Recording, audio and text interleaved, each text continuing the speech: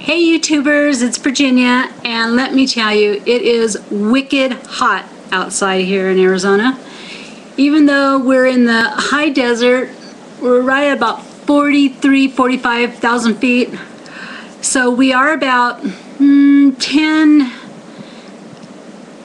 maybe 10 degrees cooler during the day, and then at night, probably about 20 degrees cooler. It really does cool down fairly nice outside, where you can maybe sit and have a late barbecue or just chatting on the front porch.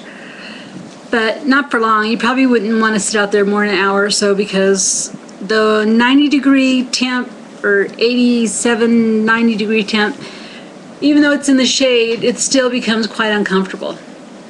And right now we're in our monsoon season, and it's pretty humid outside, so it's icky. Yesterday I made three videos, and I cannot for the life of me upload them. My internet connection is really crappy in this new house, and they just wouldn't go. So in order for me to stay on track like I want to, I decided to go ahead and pull up my just record it right through the webcam into YouTube, because there are a couple of things, three things as a matter of fact, I wanted to talk about. And you know as well as I do, as soon as we let time lapse and we don't do the video, then there's no sense in doing it, and you just go on and leave gaps in your journey. And I've left a lot of gaps in my journey via YouTube. And sorry I'm so fidgety, I just came in from outside. I feel so badly for my husband who has to work out in it. Alright, topic number one. I never went on YouTube and fully explained what happened to that upper left quadrant pain that I had.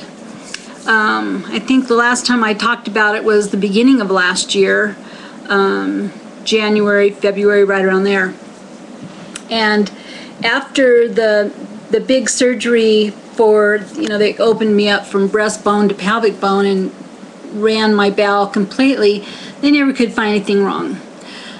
It's really funny, but if you go on Google and Google upper left quadrant pain, there are a ton of forums out there, threads, chats, questions about some unexplained upper left quadrant pain. No one knows what it is, or if we all have the same one, or whatever. But if you know anything about the anatomy, there's nothing over there except intestine, and further back you'll find your kidney. But right up front, up underneath your rib, right about let me stand up, right about there, I have this horrible pain. So after the surgery, they decided that the surgeon didn't know what else to do other than send me to a pain management doctor. And I've been seeing this pain management doctor from April of 2009 until just about April of 2010. And I would, during that, then let's move forward to June. We moved in 2009 to Kingman. And it was during a period of time where you may all know, who's been following me, that I was extremely depressed. I lost my house, my job. Later on I lost my car. I mean, I lost everything. And even though I have a strong belief and faith in our Lord, and I always believe that tomorrow's a better day, I had a cloud hanging over my head that just did not go away. So then in April of this past year, I had a really bad calcium crash because of my hypoparathyroidism, and we could not get it up. Went to the ER on Monday, they gave me a bag. Went to the ER on Wednesday, they gave me a bag. Then Thursday morning I woke up with this horrible pain in my chest, and went to the ER, and this time they admitted me. I had more IV drips there. At one point, I even had what's called a push, where the nurse sits with this large syringe and pushes this really high concentrated amount of calcium along with some other stuff, minerals and electrolytes and whatnot. And I left. I'm usually very symptomatic all the time, and my calcium level is about 8.0, a serum calcium. I won't even get into the technicalities of ionized calcium and all that. But anyhow, I'm about 8.1. I'm 8.0, 8.1. I'm symptomatic. I get this twitching in my face, tingling in my feet and hands, and it's very discomforting. And then, since they ruled out nothing was wrong with my heart, they released me. And at that point, I had applied for the National Institute of Health parathyroid. It's a synthetic parathyroid study, and I applied for that. And it just so happens that when I was released from the hospital, the head honcho, shall I call, Dr. Carol Weiner, called, and we talked on the phone, and I was telling her I just had this really bad calcium crash, and she wanted to know who my local doctor was, and I told her I didn't have a local doctor, that we had just moved, and blah, blah, blah, and she said, get one. So I got one, and now I'm no longer having to drive to Phoenix every day, every once a month, and I do have a doctor here. So that's good.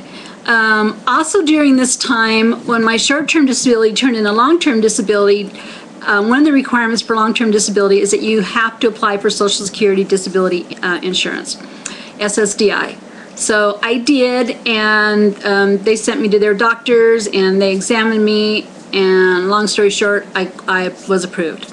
So now I'm a 52-year-old woman with on full disability, and that cloud that was hanging over my head is gone.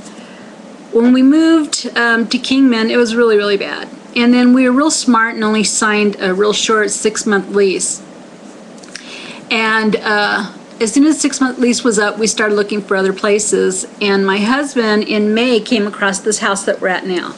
And I've got pictures on the internet at gingerann.spaces.live.com.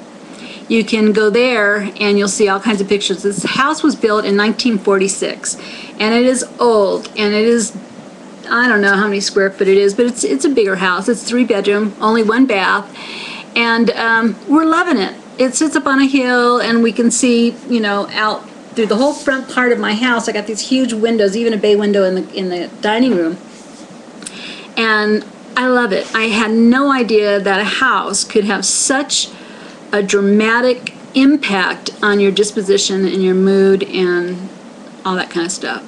So now the house, I get up in the morning and I open all the windows, and we've got grass and flowers, and I've got a big garden in the back that we're working on, and I'll add pictures of that eventually. But I wanted to come up here and let anyone know that if you are trying to apply for Social Security Disability for whatever reason, and you have questions, by all means, give me a holler.